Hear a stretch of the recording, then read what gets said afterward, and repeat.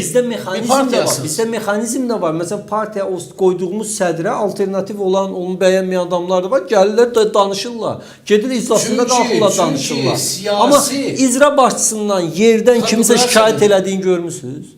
Kimin? Yerdən icra başçısından kimsə şikayət, məsələn, gəlir icra başçısından yerdən öz komandasından kimsə gəlib bura şikayət elədiyini görmüsünüz? Və ya da yapın, məsələn, Yeni Azərbaycan Partiyasının hansısa rayon təşkilatının sədri o icra başçısının orada yaxşı işləmədiyi barədə bir məlumatı mətbuatda görmüsünüz? Mən görməmişəm. Mətbuatda olmaq o demək heç olmayıb? Təbii də demokratiyanın göstəricisi. Siz nə bilirsiniz ki, hansısa bir rayondan icra başçısının mavini, şöbə müdürü, həmin icra başçısından administrasiya şikayət eləməyib. Belə fakt yox.